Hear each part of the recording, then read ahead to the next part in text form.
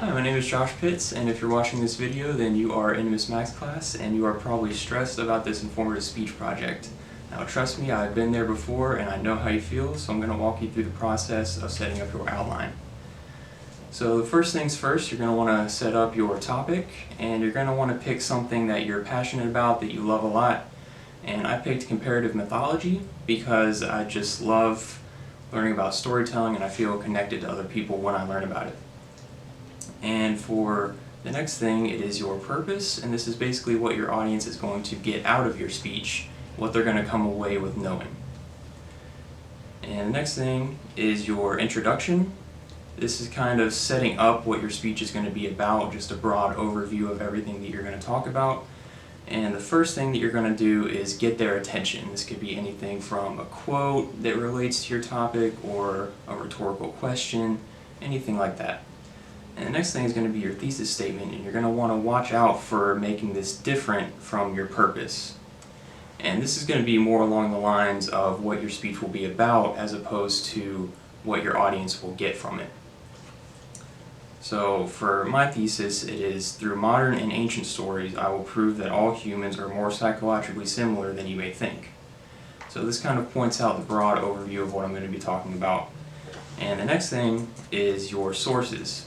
And this doesn't have to be MLA formatted, it just has to be a basic list of the sources that you gathered.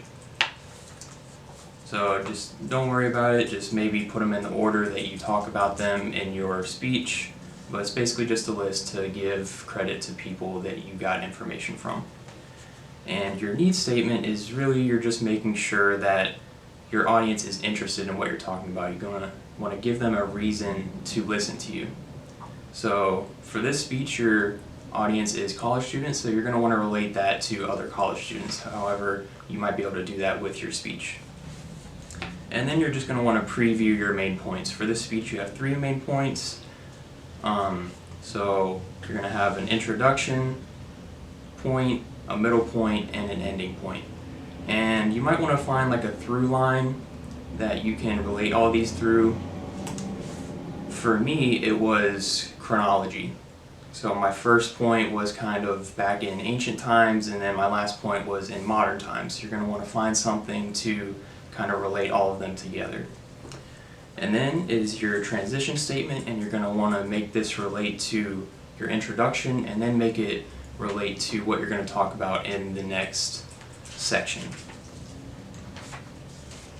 And then you're going to start your body of your speech. So basically, you're gonna start with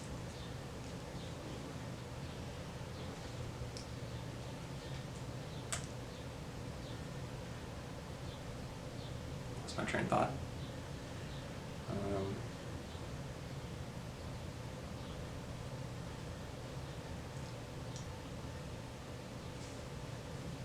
Okay, so for your body, you're going to start with your first of your main points.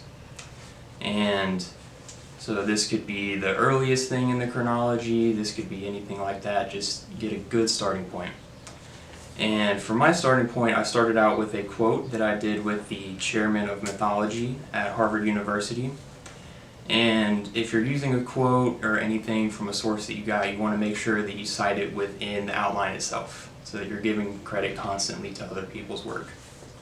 And the great thing about doing interviews or surveys or anything like that is that you can kind of tailor the information to what you need in your outline, because you can tailor the questions to get answers that you need. And a lot of times the answers that you get will kind of lead you in different directions that you weren't expecting, but they can still be great for your project. Like for example, with my interview with Stephen Mitchell of Harvard University, he talked about the cave paintings in the French Alps, and that kind of led me in a different direction that I wasn't expecting, but actually fit really well in my project. And when you're setting up your body paragraphs, you're going to want to make sure that you're following the rule of division. So for every 1 you have a 2, for every A you have a B, for every subset 1 you have a subset 2, etc., etc.